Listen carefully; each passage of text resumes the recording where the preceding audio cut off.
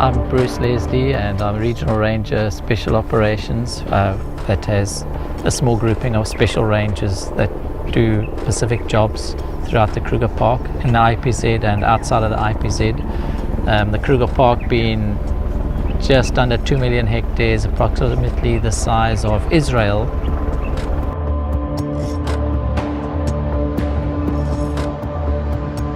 We're in trouble.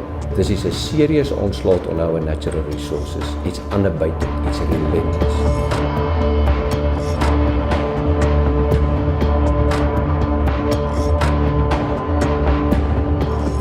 A normal day in this place is where you arrive with 10 objectives and you go back home with 15.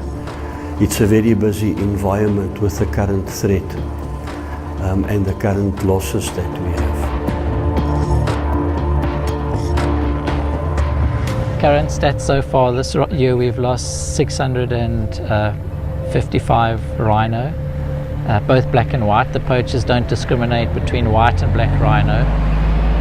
We have made 147 arrests, recovered 84 firearms. Spoor reports this year alone is about 1,036 spoor reports, meaning that that is in a group of 3. So a single spoor report can be between 2 to 4 individuals. And that kind of gives you a scale as to the amount of illegal people hunting at any one time over a period of 11 months. So 1,200 spoor reports in 11 months is a huge amount of people operating illegally within this 20,000 square kilometers. And obviously there are hot spots within that area depending on where the rhino densities are. The current procedure is that the field rangers are patrolling every day. They're either in a listening post or in a waylay, patrolling on foot, looking for incursions by armed groups of poachers. As soon as they hear a shot fired or detect spoor, they report that to the ops room. From there, the ops room makes a decision as to where do we deploy the rapid response teams and which is the most likely chance of success.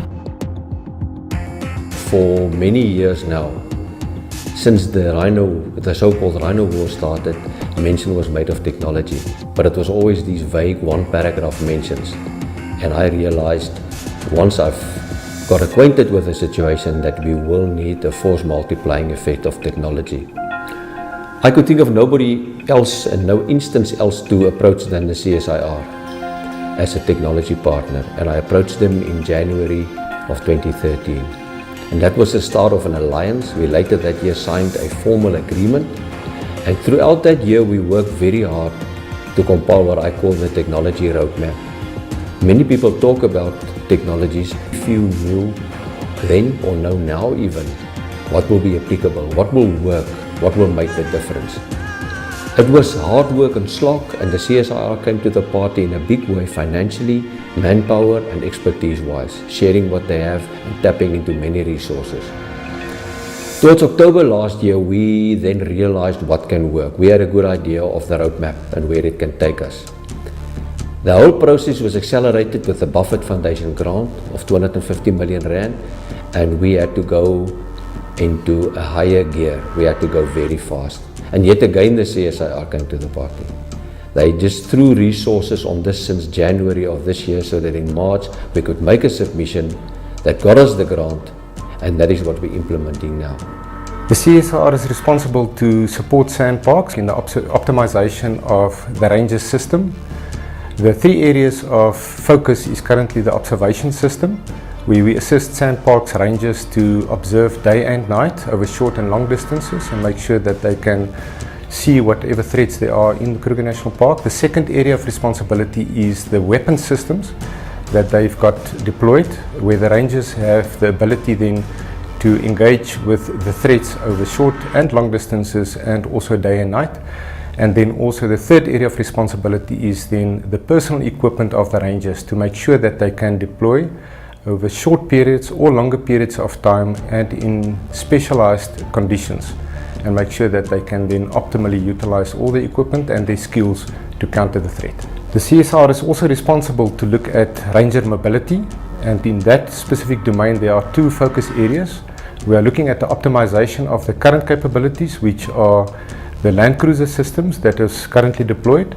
It is then utilized to look at the optimization of the reaction force capability to react quickly over short and long distances in the specific areas of deployment, and also to optimize the equipment of the rangers and also the specialized equipment that must be deployed in that specific area.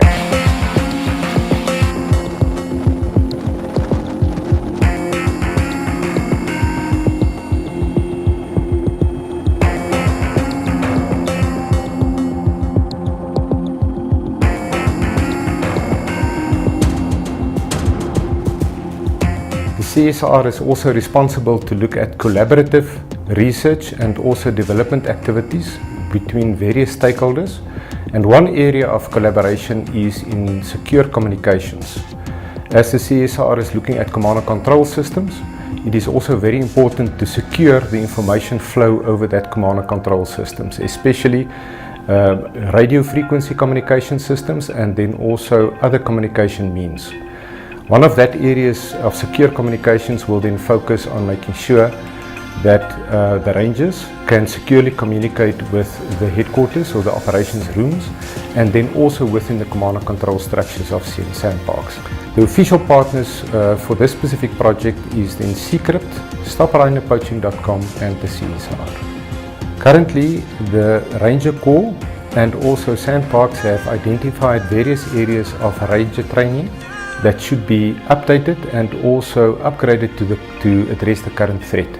The first request was that the CSIR do a study on poaching tactics to understand the tactics and techniques being deployed by the threat or the poachers to the current Ranger Corps, to do a full understanding and a description of that capability, and then eventually to transfer that knowledge into policy and also doctrine. You see, the technology, there's so much variety in it, and it comes at every level, from the man at the field all the way through to the operational center. For example, the man in the field that's doing rapid response might need a bulletproof vest. So the advice we can get from CSIR, and in particular TSO, is very useful, because then we can look at a whole ranger system, and that's their business. And so that's what makes CSIR so valuable to us. We can look at the field ranger, we can look at the rapid response team and the equipment they need to do their particular job in the field, all the way through to the investigator, to the mission area manager, to radar detection and other technologies that are really outside of our field. And so there's a whole cross-section and variety of technologies that are useful at every level of this fight against rhino poaching.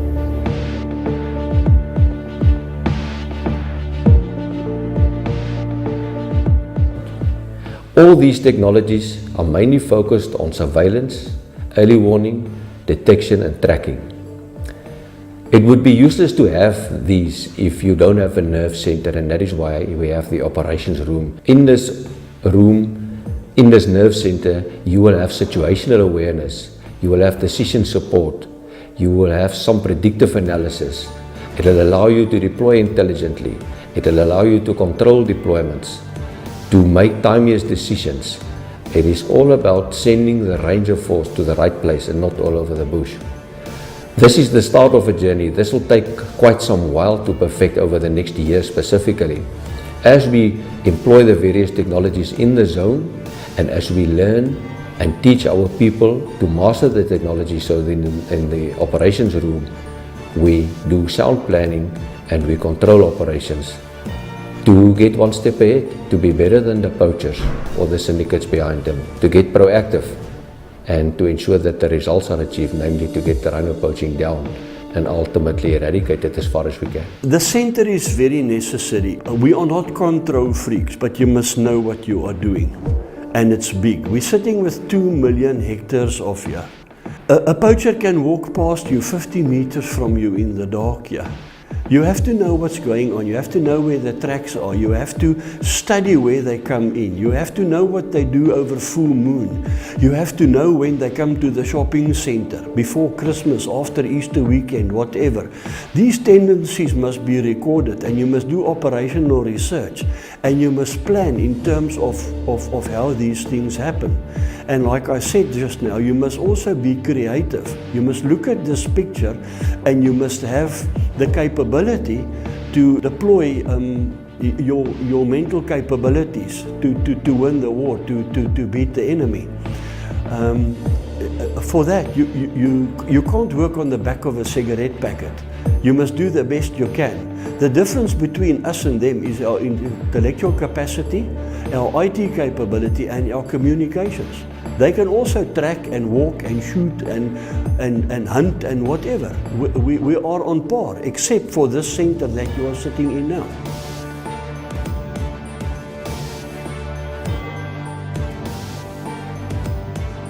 CSIR Echo is a system that we customized specifically for anti-rhino poaching and for the environmental asset management. It's currently used in the operations center in the Kruger, and it will move to the new operations center.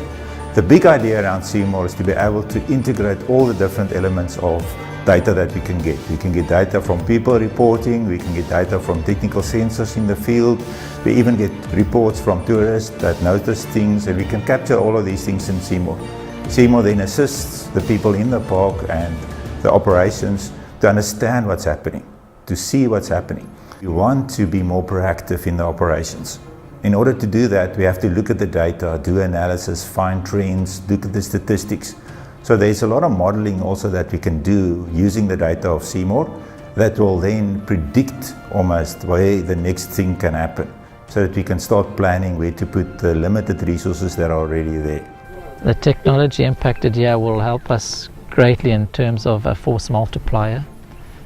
We are low numbers on the ground, and any technology that can give us the edge or an advantage in detecting fast, locating the poacher or the incursion, where we can have a quicker and more effective response or rapid response to either arrest the people before they kill a rhino, or directly after that they don't kill 2 or 3 rhino before we arrest them, that if they kill once they must go to jail next stop must be jail. They're trying to throw us to the wolves. We'll return with the pack, and in this pack we'll have the CSIR as part of our pack.